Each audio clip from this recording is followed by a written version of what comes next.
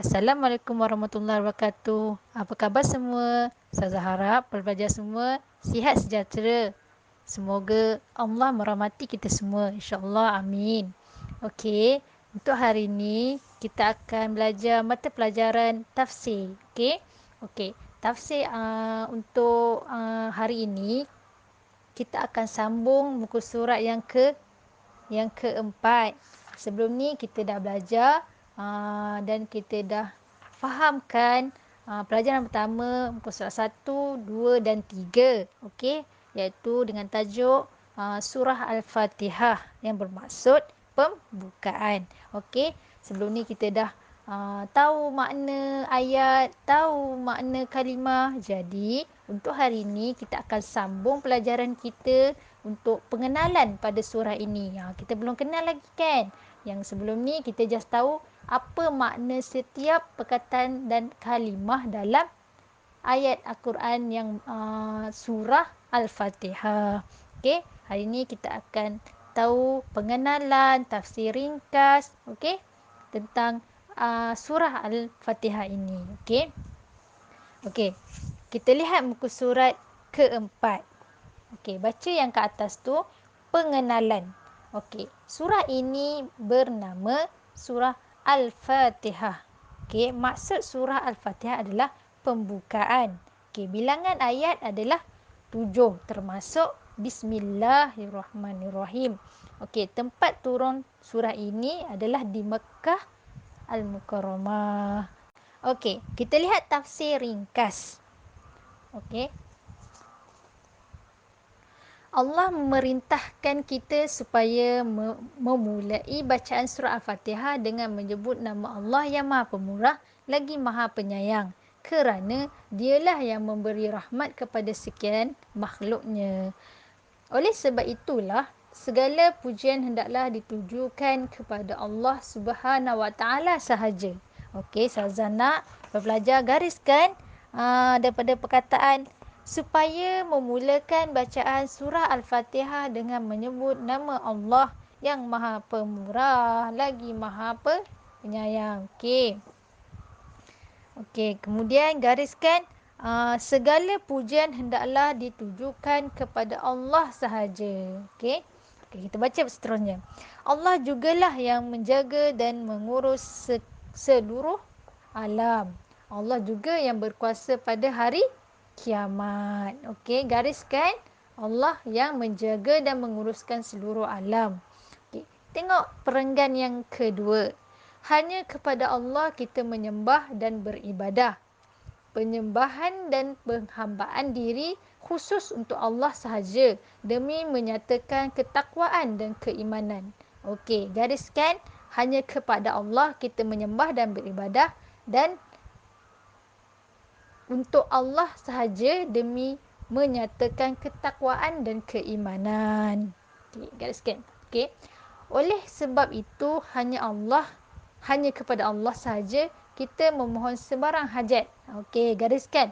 Hanya kepada Allah kita memohon sebarang hajat. Okey, tunjukilah dan pimpinlah kami ke jalan yang lurus, iaitu jalan yang diikuti orang-orang yang baik, iaitu orang yang telah diberi nikmat kepada mereka oleh Allah dan minta dijauhkan jalan yang diikuti oleh orang-orang yang dimurkai Allah dan orang-orang yang sesat. Okey, itulah antara tafsir ringkas bagi surah Al-Fatihah. Kita lihat muka surat 5. Okey, sifat-sifat Allah dalam surah Al-Fatihah ini. Okey, yang pertama, Ar-Rahman yang bermaksud Maha Pemurah. Yang kedua, Ar-Rahim bermaksud Maha Penyayang. Okey. Lihat info di bawah tu. Al-Fatihah juga dikenali dengan nama Ummul Kitab, Ummul Al-Quran dan Sab'un Musani. Okey.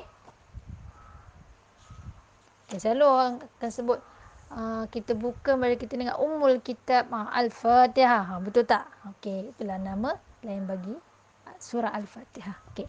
Kita lihat muka surat 6. 3 golongan manusia yang terdapat dalam surah ini. Okey, kita lihat yang pertama, orang yang diberi nikmat. Untuk orang yang beri nikmat ada dua. Satu para nabi dan satu lagi para solehin. Okey. Yang kedua, orang yang dimurkai. Okey, ada dua juga. Yang pertama, orang Kristian dan orang Yahudi. Okey. Lihat yang ketiga, orang yang sesat. Okey. Ada dua juga. Yang pertama, orang Majusi dan yang kedua, penyembah berhala. Okey, kita lihat yang bawah tu, dalam kotak tu dia tulis man kasura ihsanuhu kasura ikhwanuhu. Okey, maksudnya barang siapa banyak perbuatan baiknya, maka banyaklah temannya. Okey, kita um, kalau kita banyak berbuat baik pada orang, maka orang akan suka kat kita. Orang akan suka berteman dengan kita. Okey, jadi ramailah kawan-kawan kita. Kalau kita banyak buat jahat, siapa nak dekat kan? Betul tak? Okey. Okey, kita lihat muka surat 7. Okey, pengajaran ayat. Okey, ada 5. Yang pertama, hendaklah memulakan sesuatu pekerjaan dengan menyebut nama Allah. Okey, bismillahirrahmanirrahim. Okey. Apabila selesai melakukan sesuatu pekerjaan, hendaklah memuji dengan ucapan alhamdulillah. Okey. Allah sangat pemurah dan penyayang kepada semua makhluknya. Okey, yang keempat, kita diperintahkan supaya beribadah dan meminta sebarang permintaan hanya kepada Allah. Okey, yang kelima, jalan yang lurus adalah jalan yang diikuti oleh para rasul, nabi, orang yang beriman dan orang yang beramal soleh. Okey, kita lihat muka surat 8, peringatan dan nilai murni. Kita lihat dulu peringatan. Okey. Amalan yang tidak dimulai dengan menyebut nama Allah tidak akan mendapat berkat. Okey, yang kedua, orang yang menyembah dan memohon hajat kepada selain Allah bermakna dia telah melakukan syirik. Okey. Jangan menyekutukan Allah dengan benda lain, dengan sesuatu yang lain. Jadi kalau kita memohon atau menghajat, kan minta hajat macam apa kan, tiba-tiba je kita mohon kepada matahari tiba-tiba kan, itu dikatakan syirik. Ataupun kita minta Tok Bomoh pula yang nak menyelesaikan kita punya masalah kan, ataupun kita minta orang-orang yang tidak menggunakan ayat Al-Quran. Okey, tak menggunakan ayat Al-Quran untuk menyelesaikan masalah kita. Jadi kita akan sesat. Kita takkan mampu untuk menyelesaikan masalah kita kerana tiada bantuan daripada Allah. Okey, kita lihat nilai-nilai murni. Yang pertama, sentiasalah memulai sesuatu pekerjaan dengan menyebut nama Allah. Okey, apabila selesai, okey, sama je. Okey, sama je macam pengajaran ayat tadi. Okey, apabila selesai suatu pekerjaan, ucaplah pujian kepada Allah. Kita hendaklah sentiasa memohon taufik dan hidayah kepada Allah. Sentiasalah memohon pertolongan hanya kepada Allah. Dan yang terakhir, jauhilah daripada amal-amalan yang dimurkai oleh Allah dan orang-orang yang sesat. Okey. Kalau macam contohnya lah kan, kalau kawan kita tiba-tiba ajak kita melakukan sesuatu benda yang dilarang oleh Allah, kita jangan dekat dengan dia. Okey? Kita hanya ikut kawan-kawan yang ajak kita kepada melakukan kebaikan. Okey? Salah satu faktor untuk kita terpesong adalah kita ikut cakap orang. Okey? Orang sebut itu, kita buat. Orang sebut ni, kita buat. Tanpa kita memikirkan itu adalah salah. Jadi apabila kita buat sesuatu, kita kena selidik dulu. Apa yang orang cakap tu betul ke salah. Jadi kalau salah, jangan ikut. Okey, kalau betul baru boleh ikut. Gitu. Okey? Okay, itu saja untuk pelajaran surah tafsir untuk surah Al-Fatihah minggu ini. InsyaAllah akan datang kita akan masuk surah baru.